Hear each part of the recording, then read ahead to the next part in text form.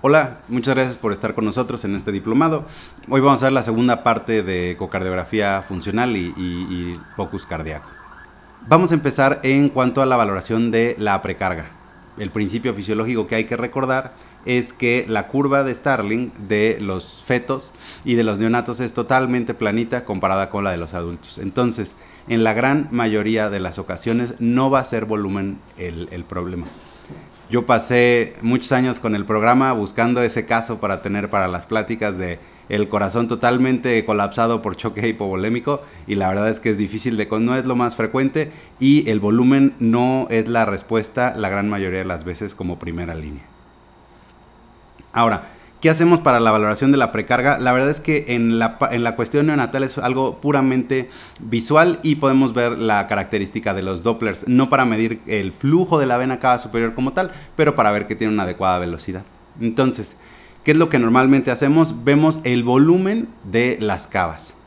El volumen de la vena cava superior se ve mejor en el eje subcostal, eje largo, y aquí pueden ver el atrio derecho, el atrio izquierdo, aquí está el foramen, y vean la vena cava superior, podemos ver que pues está abierta y que nos da adecuado flujo.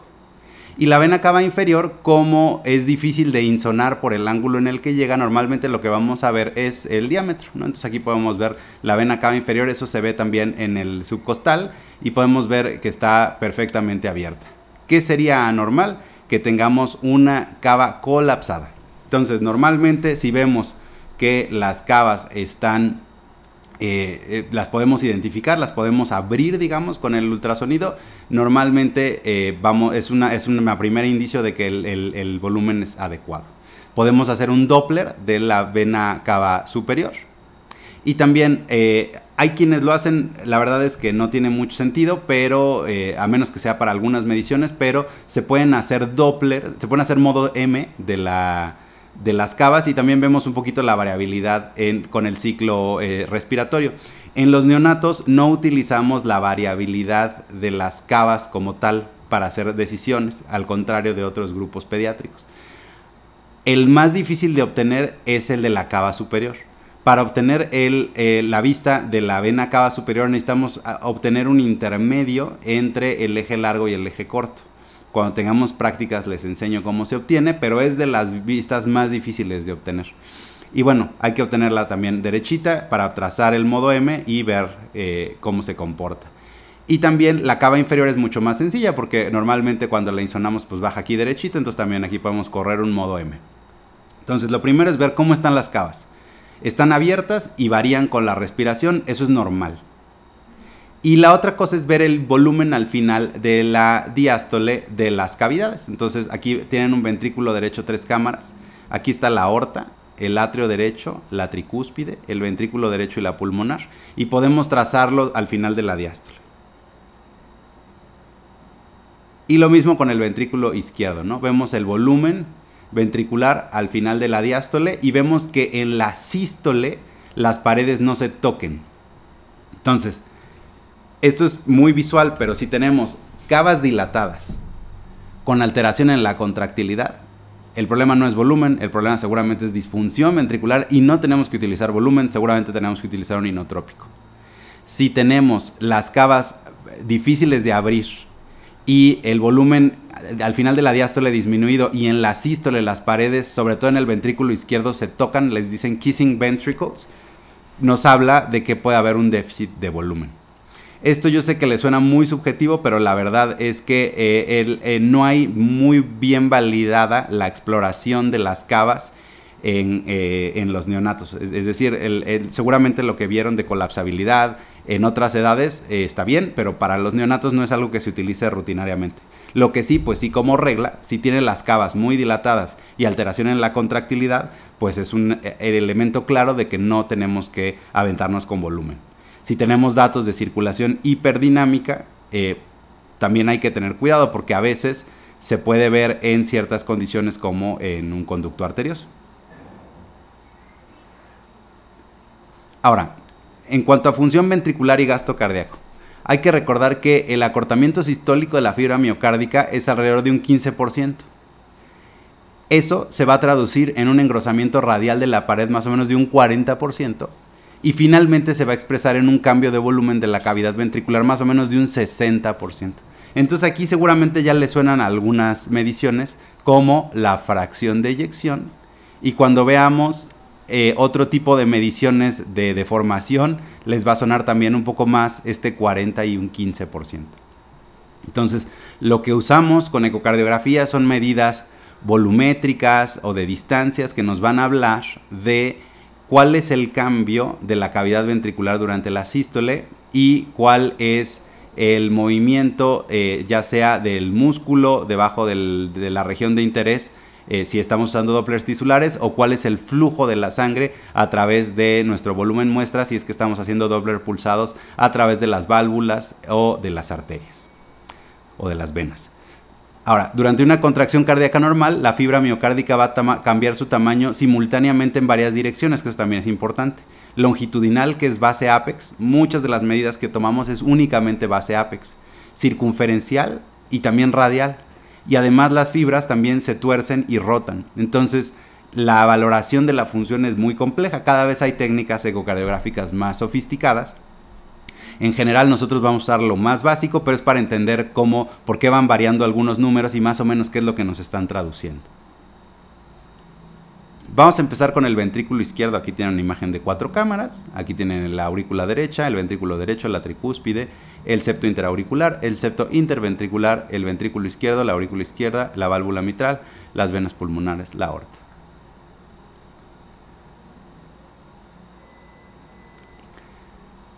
Para hacer la fracción de eyección y de acortamiento con planimetría, se puede hacer en dos vistas. Puede ser en un eje largo, en la vista donde tenemos la aorta, la mitral y el atrio izquierdo, septo interventricular y el ventrículo derecho. Entonces vamos a lanzar el cursor del modo M justo donde terminan las valvas de la mitral, ¿no?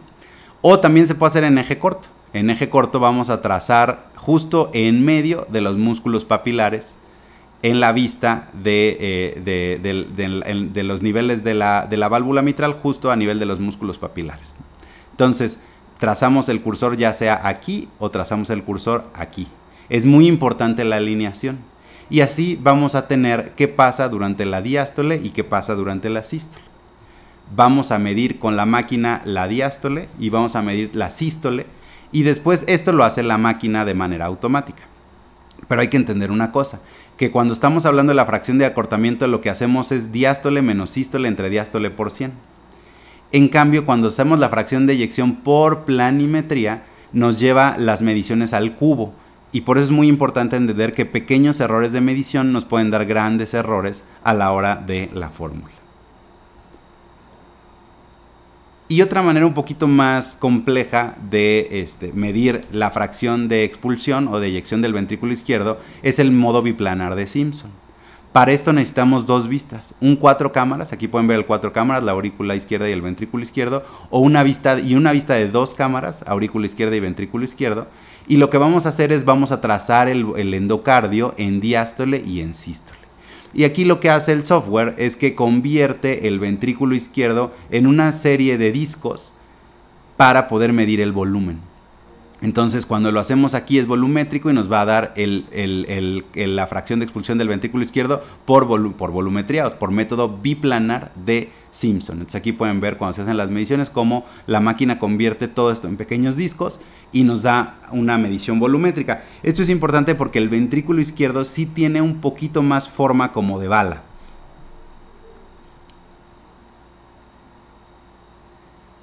¿Cómo medimos el gasto cardíaco izquierdo? El gasto cardíaco izquierdo, como les digo, para medir el gasto de cualquier vaso necesitamos el área donde está pasando. ¿Cómo vamos a calcular el área? Vamos a medir en la válvula aórtica de punto de inserción de la valva a punto de inserción de la valva. Y eso nos va a dar el diámetro.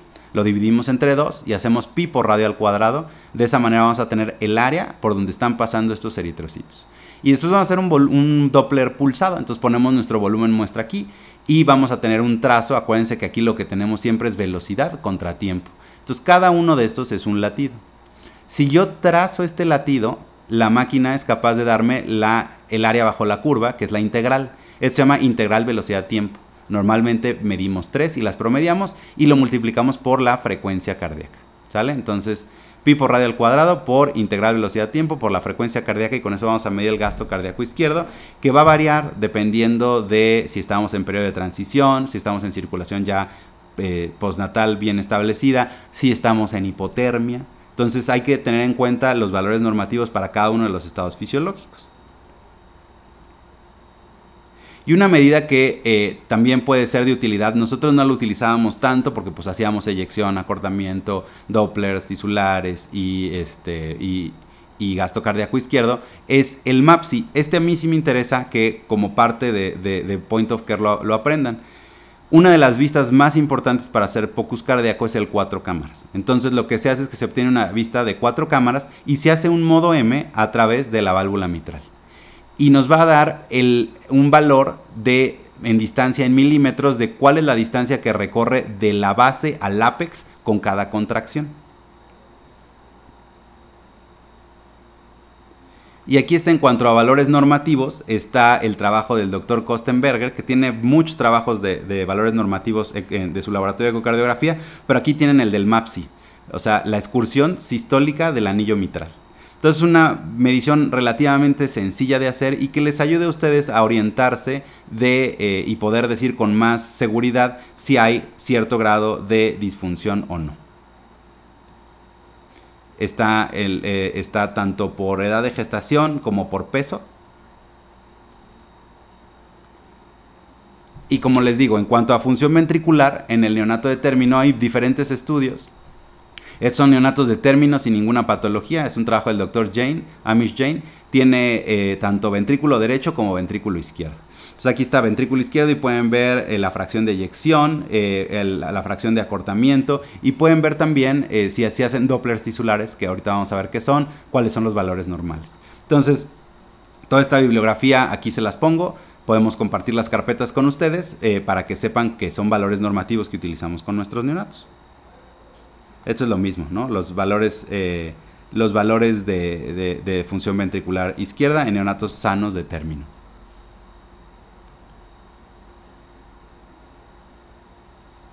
Ahora, ¿qué pasa con el ventrículo derecho? Así como vimos el MAPSI, una medición que sí se utiliza en todos los estudios de rutina para el ventrículo derecho es el TAPSI. El ventrículo derecho es mucho más difícil de explorar por su forma. No tiene una forma tan clara, cónica, como sí podría asemejar un poco el ventrículo izquierdo. Entonces, aquí se toman diferentes elementos para poderlo valorar. Uno que también, como les digo, el 4 cámaras es muy importante para la parte del Point of Care, es hacer el TAPSI, pero también, como les digo, esto es parte de cualquier ecocardiograma, ya sea funcional o anatómico, anatómico funcional. Y es lo mismo, hacemos un modo M a través del anillo tricuspidio y medimos la excursión sistólica. Entonces, MAPSI es excursión sistólica del anillo mitral y este es el TAPSI, excursión sistólica del anillo tricuspidio. Lo mismo, en un 4 cámaras hacemos un modo M y nos va a trazar la distancia o el viaje que hace de la base al ápex con cada latido. Esto lo vamos a medir en milímetros y lo vamos a comparar. Cuando tienen la capacidad de hacerlo con dopplers tisulares, a veces es bonito porque queda mucho más claro dónde empieza y termina la sístole.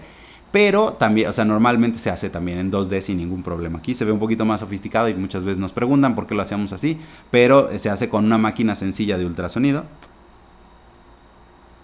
Y también del grupo del Dr. Kostenberger están desde hace tiempo publicados los nomogramas para ver cuál es el TAPSI normal. ¿Cuál es la idea? Que con una imagen de 4 cámaras ustedes se pueden dar cuenta, tiene una relación normal ventrículo izquierdo contra ventrículo derecho, o está dilatado el ventrículo izquierdo o está dilatado el ventrículo derecho, y al hacer TAPSI-MAPSI hay alguna evidencia de que hay disfunción ventricular y eso les ayuda a decir rápidamente, sé que necesito apoyo de cardiología o de una valoración hemodinámica. Entonces, de la misma manera se hace el TAPSI y el MAPSI.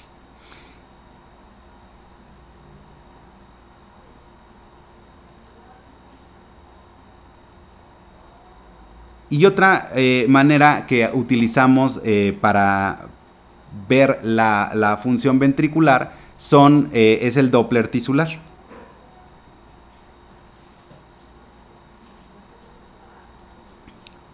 En el Doppler tisular lo que hacemos es que vamos a aplicar el Doppler pulsado y vamos a poner el volumen muestra en el músculo.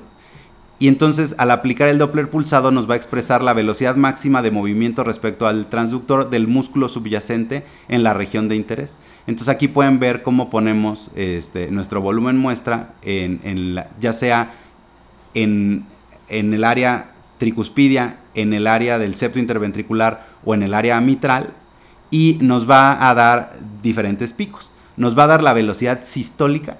Y esto es muy importante para ver cuál es la tendencia o cómo se está modificando, y también lo vemos contra nomogramas.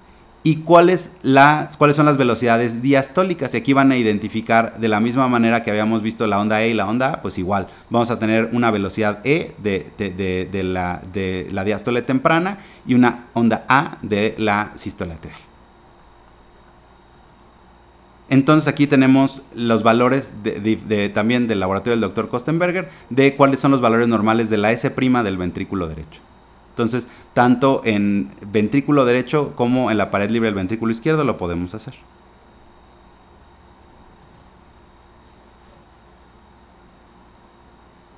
Ahora, nosotros utilizamos una modificación para ver el ventrículo derecho a través de la vista apical.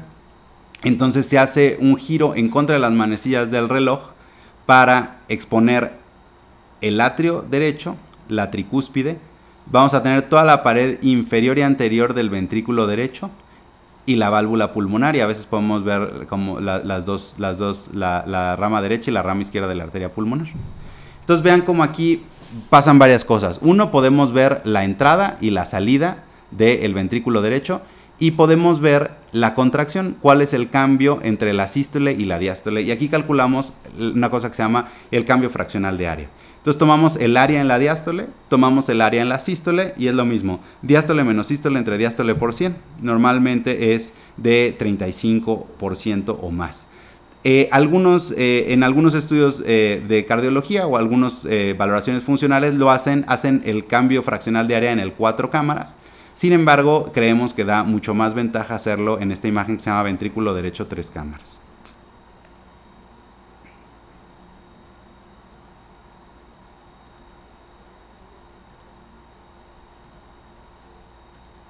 Entonces aquí pueden ver. Como tenemos el atrio derecho, el tracto de entrada con la tricúspide, el ápex derecho, la pared inferior, la pared anterior, y el tracto de salida con la válvula pulmonar, la arteria pulmonar, la rama derecha e izquierda de la pulmonar. Y aquí tienen en un espécimen de patología cómo se ve, o sea, cuál sería la imagen que estamos viendo en ventrículo derecho 3 cámaras. Atrio, la tricúspide, el ventrículo derecho, pared inferior, anterior y la pulmonar. Ahora, el gasto cardíaco derecho. ¿Cómo medimos el gasto cardíaco derecho? Pues de la misma manera vamos a medir la válvula pulmonar. Ahora, la válvula pulmonar se puede medir en diferentes vistas. Nosotros normalmente la hacíamos en eje largo, pero se puede hacer en eje largo, en eje corto o incluso en ventrículo derecho 3 cámaras. Es lo mismo, necesitamos la válvula abierta de punto de inserción de la valva a punto de inserción de la valva y nos va a dar el diámetro. Lo dividimos entre 2, pi por radio al cuadrado nos va a dar el área. Y multiplicamos, promediamos 3 latidos. Vean también cómo se parecen mucho los latidos. Entonces no hay tanta variabilidad de latido a latido. Por lo tanto utilizamos 3. Y hacemos pi por radio al cuadrado por integral velocidad de tiempo por frecuencia cardíaca. Y también lo que habíamos visto de los Dopplers tisulares. También los Dopplers tisulares nos pueden ayudar a tomar ciertos índices de tiempos, como el índice de Tay. La verdad es que aquí es nada más para enseñarles, y es más fácil a veces en Doppler tisular que hacerlo en Doppler pulsado, pero también muchas de estas mediciones se pueden hacer tanto en Doppler pulsado como en Doppler tisular, que son mediciones en cuanto a los tiempos del ciclo cardíaco. Y aquí tienen del artículo del Pediatric Research que les había comentado cómo hay diferentes estudios donde se establecen valores normativos de qué sería la normalidad, dependiendo de si es prematuro, de término, o si está en periodo de transición o posteriormente.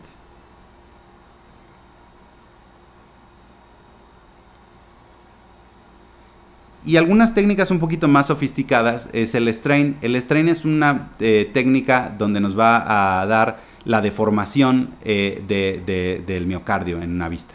Entonces lo que nos da es el porcentaje de cambio de tamaño de la fibra corregido por el tamaño original. Esto es el strain y se va a expresar como porcentaje. Y el cambio de tamaño puede ser positivo o negativo. Normalmente es más o menos de menos 20%. Y aquí pueden ver, este es un paciente séptico que tenía la mayoría de las mediciones de función ventricular izquierda normal, pero sí se encontraban ciertas alteraciones en el strain. Es el estudio de base. Y pueden ver el estudio posterior. Entonces lo que se hace es que se hace un trazado de las paredes ventriculares y necesitamos 3 vistas para el ventrículo izquierdo. Necesitamos 4 cámaras, 2 cámaras y ventrículo izquierdo de 3 cámaras, ¿no? Entonces aquí pueden ver el atrio izquierdo, ventrículo izquierdo, la mitral, atrio izquierdo, ventrículo izquierdo, la mitral en 2 cámaras y en 3 cámaras, atrio izquierdo, ventrículo izquierdo y la aorta. Y esto lo trazan y inmediatamente el software hace estas mediciones y lo traza en este que se llama ojo de buey, donde cada una de estas áreas es una región específica del ventrículo izquierdo. Entonces pueden ver también alteraciones regionales de la movilidad. Y es lo que les decía, vamos a tener un segmento, una longitud del segmento de base y después de la deformación y el cambio, y eso es más o menos lo que nos expresa el strain, se puede hacer en ventrículo izquierdo y también se puede hacer en ventrículo derecho. No todas las máquinas tienen el software para hacerlo, entonces a veces lo que se hace es que utilizas lo del izquierdo para el derecho, pero también a veces nos puede dar pues valores medio difíciles de interpretar. Ahora, lo que es importante es que conforme vayan avanzando estas técnicas automatizadas, así como vimos cómo tomar el Simpson para ver la fracción de eyección, también hay ya equipos que dan el Simpson automático. Y se han hecho estudios donde pues, evidentemente los métodos automatizados disminuyen la variabilidad en la medición. Lo mismo quizá en algún momento va a pasar con estas mediciones de deformación, entonces va a quedar mucho más a la mano como una herramienta de point of care. Hay que recordar siempre con el apoyo de un departamento de cardiología y de radiología. Y este es un estudio muy importante del Dr. Amish Jain, donde se estableció también valores normativos de la función ventricular derecha en neonatos de término. Esta es la misma corte del anterior que les enseñé. El de función derecha, la vez que tuvo muy buena aceptación, se publicó en una revista muy importante que es el JACI, el Journal de la Academia Americana, la Sociedad Americana de Ecocardiografía, y también son valores normativos de el corazón derecho. Y también viene el cambio fraccional de área en ventrículo derecho 3 cámaras, que es el que nosotros utilizamos más. De la misma manera, ahí tienen las referencias y posteriormente podremos ver los artículos con calma. Ahora, mediciones de la postcarga, y en específico pues vamos a ver algo que lidiamos mucho en neonatología, que es la hipertensión arterial pulmonar. El principio fisiológico que me es muy importante que recuerden es la sensibilidad que hay tanto del ventrículo derecho como del ventrículo izquierdo a la poscarga. Entonces, si esta es la curva de cómo va disminuyendo la contractilidad conforme va incrementando la poscarga, es muy inclinada para el ventrículo izquierdo y para el ventrículo derecho más. Entonces, normalmente cae antes el derecho que el izquierdo en los neonatos. Una manera inicial de ver la diferencia de las presiones es el septo interventricular, para determinar si es redondo, plano o paradójico. Para hacer esta vista necesitamos en eje corto, en la vista de los niveles de la mitral a nivel de los músculos papilares, y necesitamos poner lo más derechitos los músculos papilares para ver cómo se comporta el septo interventricular. Entonces, normalmente, al estar incrementada la presión del ventrículo izquierdo, el septo tiene que ser redondito tanto en sístole como en diástole. Cuando incrementa la presión del ventrículo derecho, se va a aplanar en sístole, y cuando las presiones son suprasistémicas, incluso se va a invertir. Entonces, esto es una medida cualitativa donde se establece si el septo es redondo o plano o paradójico en sístole. Y aquí pueden ver imágenes de septo plano y paradójico. Como se ve paradójico como en sístole, ahora es una U, ¿no? Ya no es redondo, pero además está invertido. Ahora, una manera de ponerle un número a eso es el índice de excentricidad al final de la sístole. ¿Cómo se hace? como les digo, la vista tiene que ser a nivel de los músculos papilares. Entonces se va a trazar diámetro 1 y de manera totalmente perpendicular el diámetro 2 y vamos a hacer diámetro 1 entre diámetro 2 y esto es muy sencillo. Un círculo perfecto pues es 1. Cuando es de 1.5 a 1.3 van a estar moderadamente incrementadas las resistencias vasculares pulmonares y cuando es más de 1.3 van a estar severamente incrementadas. Ahora, la presión sistólica del ventrículo derecho. Esto clásicamente, antes, cuando todavía no estábamos más entrenados en ecocardiografía, pero era lo que le decían la presión pulmonar. ¿Cuánto tiene presión pulmonar? Y generalmente lo que te reportaban era la presión sistólica del ventrículo derecho. ¿Cómo se mide esta? Primero necesitamos que haya un jet de insuficiencia tricuspidia. Estos jets son de altísima velocidad, por lo tanto necesitamos hacer un Doppler continuo, al contrario de los otros que son pulsados. Y lo que nos va a dar es la velocidad máxima a través de este jet de insuficiencia. Eso lo vamos a medir. Y con la ecuación de Bernoulli, esto es la ecuación ya muy despejada, pero sabemos que la diferencia de presiones entre dos cavidades es 4 veces la velocidad al cuadrado. Entonces ustedes miden la velocidad máxima, inmediatamente la máquina les hace la ecuación y les da los milímetros de mercurio de presión. Ese es el Bernoulli, 4 veces velocidad al cuadrado. Y normalmente le sumamos 5 milímetros de mercurio, que es la caída de la presión del ventrículo derecho a la aurícula derecha.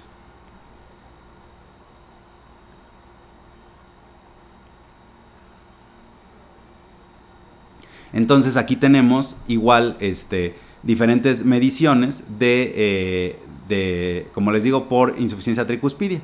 Y más o menos viendo, acuérdense que para determinar hipertensión pulmonar es más de 25 milímetros de mercurio a nivel del mar por cateterismo, ¿no? Entonces cuando lo trasladamos a lo que estamos midiendo por ecocardiografía, pues aquí hay algunas consideraciones de cuándo considerarlo levemente incrementado, moderadamente incrementado o severamente incrementado. Entonces velocidad máxima y le sumamos la presión de la aurícula derecha, que generalmente, como les digo, es 5. Si en vez de tener insuficiencia tricuspidia tenemos insuficiencia pulmonar de la válvula pulmonar, también es lo mismo, hacemos un Doppler continuo y normalmente vamos a tener una imagen bifásica. Si tomamos el pico más alto, aquí lo que vamos a estar midiendo ahora sí es la presión media de la pulmonar. Y es lo mismo, medimos la velocidad máxima y le sumamos 5.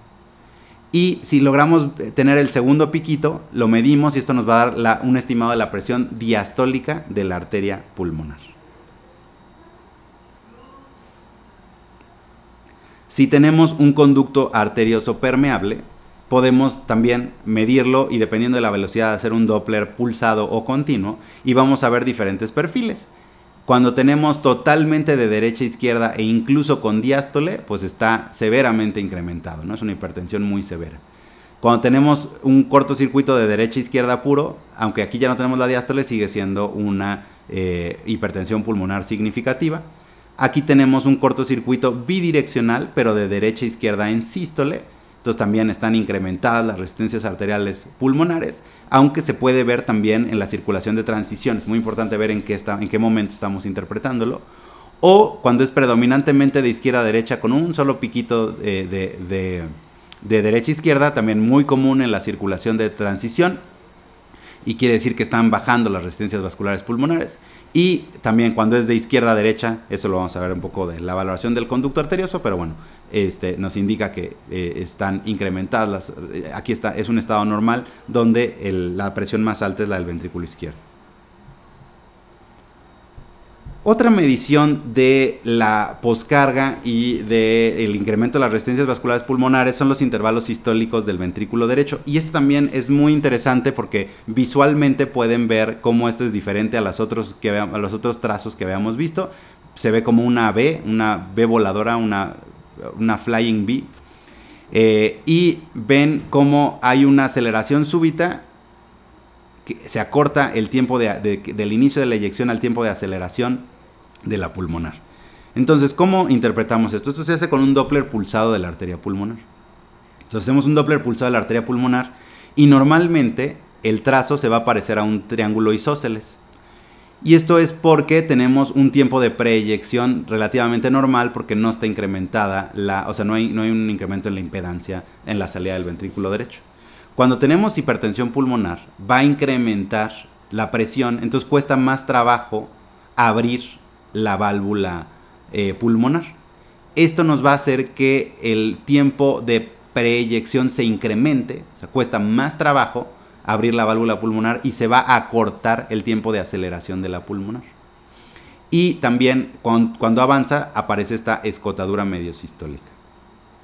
Entonces, entre más corto es el tiempo de aceleración de la pulmonar, es inversamente proporcional a las resistencias vasculares pulmonares.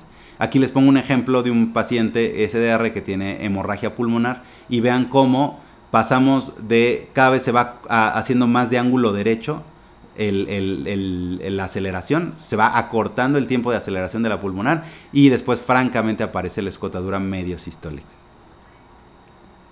Como les decía, nosotros también usamos mucho estos estudios de validación.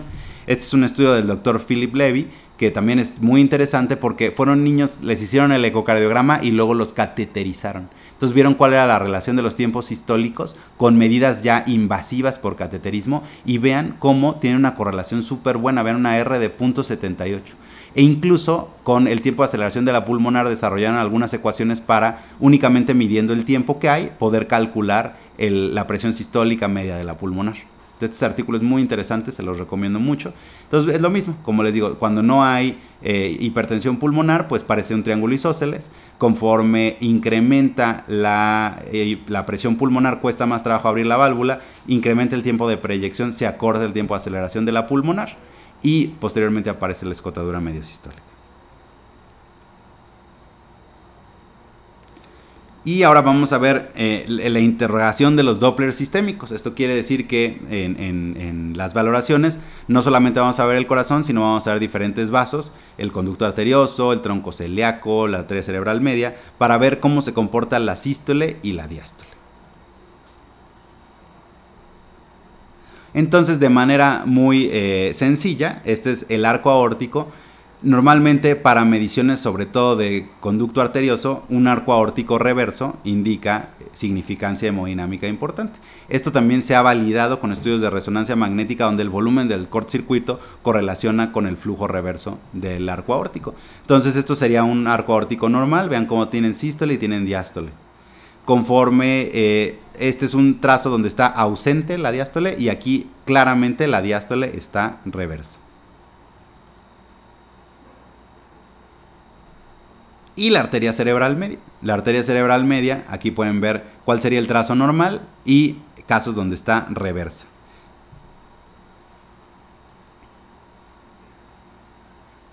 Y de los vasos abdominales normalmente utilizamos más el tronco celíaco. Esto es porque en la mayoría de los Dopplers que hacemos en POCUS neonatal y en las valoraciones hemodinámicas, hay que recordar que, acuérdense que cuando ustedes corrigen un ángulo, quiere decir que es un vaso normalmente como estandarizado donde sabemos las dimensiones y eso hace los algoritmos de corrección de ángulo. Aquí son vasos chiquititos, no es lo mismo que el equipo que se utiliza para los adultos. Entonces, en general, en el caso de los neonatos, nunca utilizamos corrección de ángulo y lo que queremos es nosotros angularnos para tener un ángulo cero o tener menos de 20 grados. Por eso, por ejemplo, la arteria cerebral media es ideal, porque cuando veamos la parte del cerebro vamos a ver cómo obtenerlo, pero entramos derechito. Tenemos un ángulo derechito, ángulo cero. Y en el caso de los vasos abdominales, el tronco celíaco generalmente baja derechito y es mucho más fácil hacer el Doppler que la mesentérica superior que viene un poquito más angulada. Pero bueno, el principio es el mismo. Identificar diástole presente normal, diástole ausente o diástole reversa.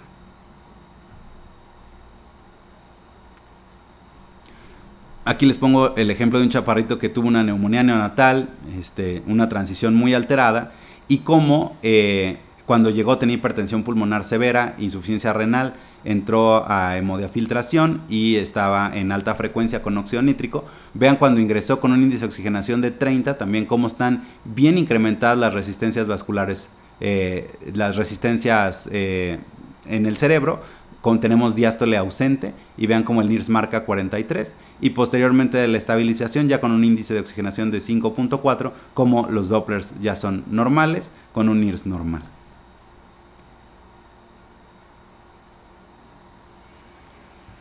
Y finalmente los cortocircuitos, sobre todo el conducto arterioso y el foramen oval. A manera de en qué consistiría el POCUS cardíaco, pues nos sirve identificar cuáles son los cortocircuitos y ver la relación si es derecha-izquierda o izquierda-derecha. Como les digo, hay una diferencia entre la valoración hemodinámica y el POCUS cardíaco y es muy importante establecerlo y recomendar que se debe de hacer debe de haber un entrenamiento avanzado y en la institución donde estén trabajando deben de tener el soporte de un programa de cardiología, ya sea presencial o a distancia, y de radiología. Todo esto es para darle más calidad de atención a nuestros neonatos y para que no se cometa ningún error. En la valoración de conducto arterioso, nosotros tomamos diferentes medidas, no solamente el diámetro del conducto, y justo ese es uno de los grandes problemas que ha habido en los ensayos clínicos y que hay tanta controversia acerca del manejo del conducto arterioso, ha sido definir la población de interés y todavía no hay una conclusión de qué constituye un conducto arterioso hemodinámicamente significativo y la mayoría de los estudios utilizan únicamente el diámetro. Entonces, normalmente nosotros medíamos el diámetro, es decir, de qué tamaño es el conducto, pero también para ver cuál es el volumen del cortocircuito, es decir, cuáles son los subrogados que hay de sobrecarga pulmonar y si hay datos o no de hipoperfusión sistémica. Y así lo dividíamos en pequeño, moderado o grande.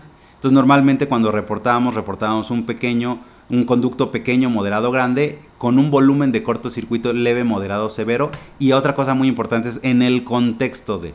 No es lo mismo un neonato que tiene un conducto porque además está súper séptico y primero se tienen que atender otras cosas antes de querer cerrar el conducto, a que el problema puramente sea el conducto. Entonces vemos el diámetro del conducto. Esto se puede indizar por la arteria pulmonar izquierda o por el peso. La verdad es que el diámetro crudo es lo que mejor funciona. Y vamos a ver las características si es pulsátil, es decir, si parece como una arteria con una sístole alta y una diástole bajita, quiere decir que es un conducto grande, o cuando se está volviendo más restrictivo van a ver que hay una sístole y la diástole incrementa. Vamos a ver algunos casos ya en la parte de las prácticas.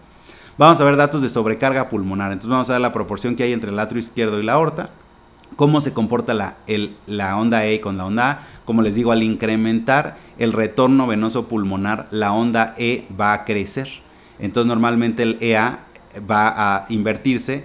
Como habíamos visto en los neonatos, la onda A normalmente es un poquito más alta. El tiempo de relajación isovolumétrica, al haber mayor flujo, se van a abrir más rápido las válvulas y se va a acortar el tiempo de relajación isovolumétrica, va a ser inversamente proporcional.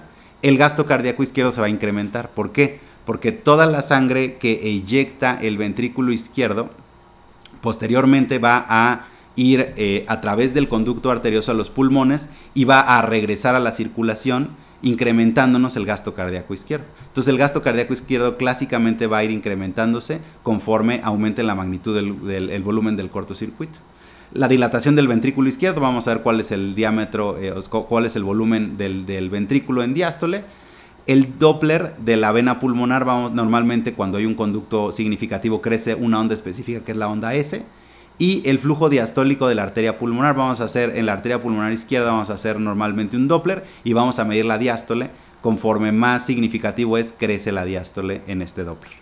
Y vamos a ver de los Dopplers sistémicos cómo se está comportando la aorta descendente, si está normal, ausente o reverso, y los otros vasos, el tronco celíaco, la cerebral media, si está normal, ausente o reverso. Y también ver el cortocircuito a través del foramen oval, ¿no? Vamos a ver si es de izquierda a derecha, bidireccional, si es de si es de baja velocidad, si es de alta velocidad o si es de derecha a izquierda.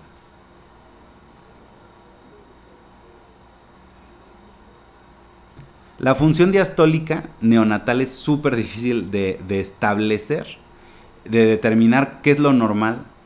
Hay que recordar que de por sí hay cambios en la función porque el 70% del miocardio humano va a ser no contráctil en el neonato, mientras que en el adulto solamente el 30%.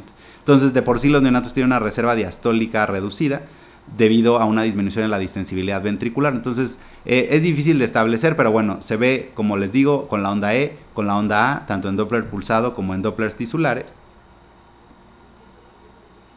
Y aquí les pongo solamente un ejemplo de una miocardiopatía después de tratar con dobutamina 72 horas.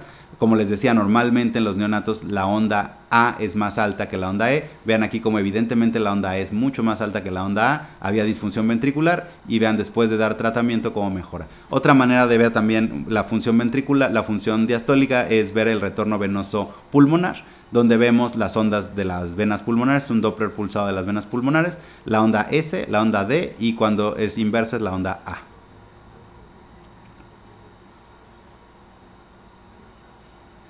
Específicamente en neonatología, cuando valoramos a los pacientes con displasia broncopulmonar, es muy importante que se han descrito diferentes fenotipos. Entonces, el más común es incremento de la poscarga del ventrículo derecho con dilatación del ventrículo derecho, hipertensión pulmonar crónica y daño pulmonar.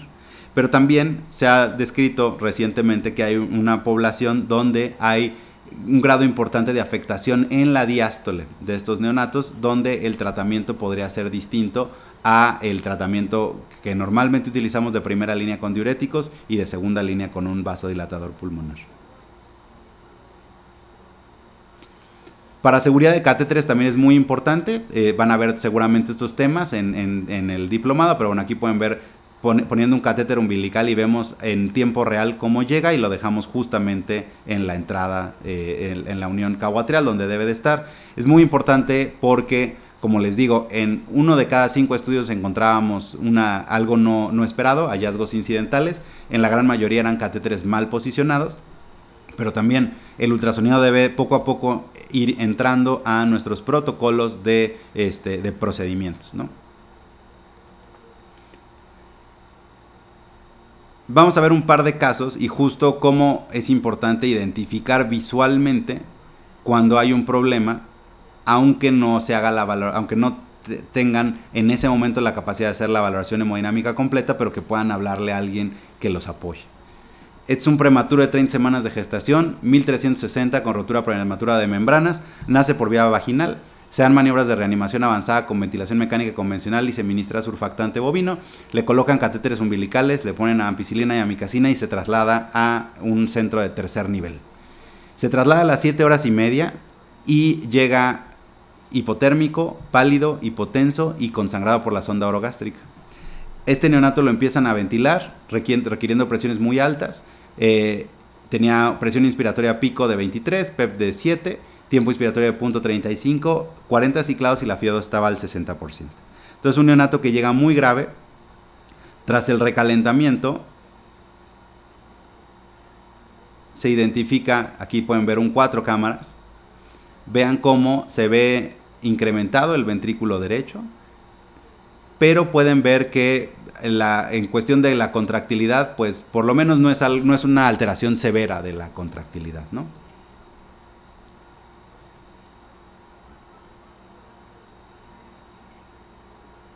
Y aquí les enseño la válvula pulmonar. Este es el ventrículo derecho 3 cámaras, aquí está la aorta, la válvula pulmonar, la rama derecha y la rama izquierda. ¿Se acuerdan que habíamos visto en ventrículo derecho 3 cámaras?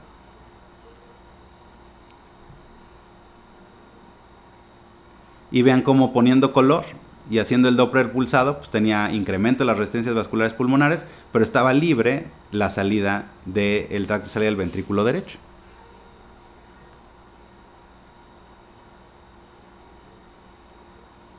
Teníamos un conducto arterioso bidireccional.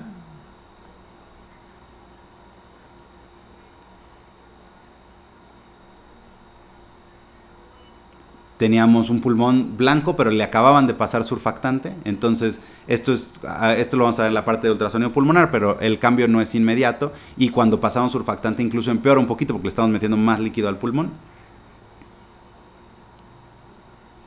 Y podemos ver el flujo cerebral, que pues teníamos Dopplers relativamente normales. Este paciente, como les digo, venía sangrando, traía mucha inestabilidad y en un procedimiento para ajustar el catéter umbilical tiene un colapso súbito. En este momento todavía nos encontrábamos en el hospital y esto fue como a las 5 de la tarde y pues rápidamente acudimos a ver al paciente. Y vean cómo en cuestión de unas horas, un corazón que estaba relativamente normal, vean cómo podemos identificar que claramente hay una alteración severa de la contractilidad. Aurícula izquierda, la tricúspide, ventrículo derecho, ventrículo izquierdo, la mitral y la aurícula izquierda. Y también a la hora de pasar por la salida del ventrículo izquierdo, que ya habíamos visto que estaba permeable, pues ahora teníamos una alteración en la salida, una obstrucción dinámica, ¿no? de la salida del ventrículo izquierdo.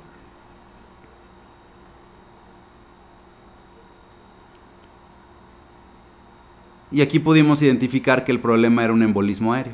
Vean, esto es un émbolo de aire que lo que hace es una insuficiencia, algo parecido a una atresia pulmonar funcional.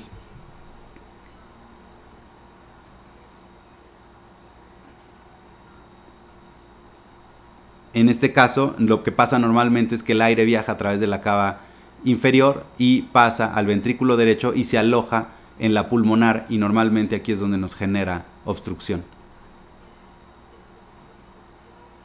Entonces se hicieron las medidas descritas para tratar de solucionarlo. Se perdió también la imagen de cola de cometa. El pulmón mejoró. No teníamos hemorragias nuevas, aunque estaban incrementada la ecogenicidad cerebral de manera preocupante.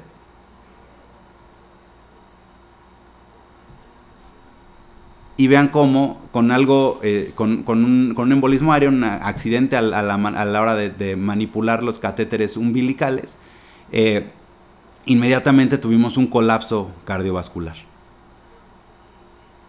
Vean, de por sí teníamos afectación el gasto cardíaco izquierdo, pero de 100 bajó a 23, la fracción de eyección de 64 a 25, se perdió la TA, algunos flujos indetectables. Entonces, a partir de aquí es que empezamos a pensar cómo debemos de hacer algunos protocolos de adquisición de imágenes para cuando no está el experto todo el tiempo en la sala. La verdad es que son contados los centros donde hay un experto en ecocardiografía funcional 24/7. Sí hay, pero son muy poquitos centros en el mundo y pues que tienen recursos muy elevados, ¿no? Al no ser nuestro caso, fuimos poco a poco adaptando el protocolo de obtención de imágenes del neonato que tiene un deterioro súbito, en este caso con catéter venoso central, ¿no? Y esto con calma lo vamos a ver más adelante en el diplomado, cuál es el último como refinamiento que hicimos de este algoritmo. Pero bueno, la idea es que muchas de estas habilidades ustedes las obtengan en este diplomado, ¿no? Hacer un 4 cámaras, hacer un eje largo, ver las salidas de los ventrículos, si está libre, si hay alguna obstrucción, si hay alteración en la contractilidad. Pero es muy importante recordar que todo esto es para llamar al experto. Nos ayuda a ganar tiempo, nos ayuda a tomar mejores decisiones, pero no debemos de quedarnos solos si no tenemos un entrenamiento avanzado. Un ejemplo de cómo este algoritmo los puede llevar a encontrar un problema. Este segundo caso era un neonato que había subido relativamente estable de urgencias. Esta no es la foto de cuando subió de urgencias. Era un neonato que se veía más o menos bien. Había llegado a urgencias. 40 semanas de gestación, 28 días, y había tenido algo que se había categorizado como choque, pero que respondió en teoría a volumen. Es decir, este neonato llegó inestable, se veía mal perfundido, pasaron volumen y mejoró. Y cuando lo entregaron, se entregó como sepsis con foco pulmonar. Sin embargo, era muy importante ver la gran cardiopatía que tenía. Un neonato con estos días de vida que llega con choque, es muy importante que tenga una valoración ecocardiográfica de principio, pero bueno, inicialmente, y además cuando pasamos por el ultrasonido pulmonar no encontramos ninguna consolidación o algo que pudiera representar una neumonía que generara este problema. En cambio, cuando pasamos a la parte como del point of care, con una sonda lineal económica al corazón, vean la terrible alteración en la contractilidad y la gran dilatación de cavidad. Entonces rápidamente jalamos el equipo más sofisticado y nos pudimos dar cuenta que el problema era pues una coartación aórtica. Esto también fue durante la guardia. Estaba yo aquí en el hospital por alguna razón, y vean cómo pues rápido con la ayuda del ultrasonido en cuestión de minutos nos dimos cuenta cuál era el problema. El neonato entró gravísimo con un lactato de 21 y vean cómo con prostaglandinas, con manejo, en unas horas logramos bajar ese lactato a 2.7, estabilizar al paciente y se pudo hacer el procedimiento exitosamente.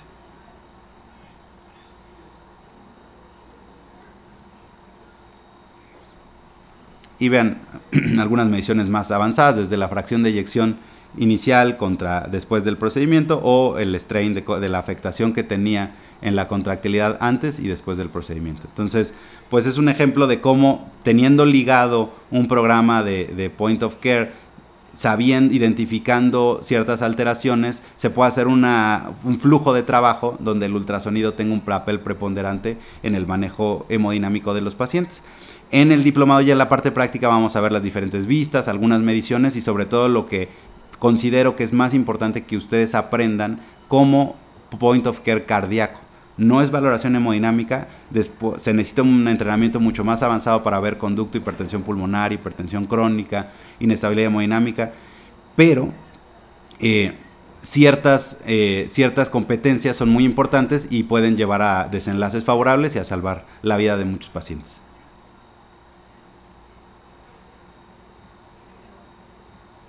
Les agradezco su atención y nos vemos en el módulo, en las prácticas y después en el módulo pulmonar. Muchas gracias.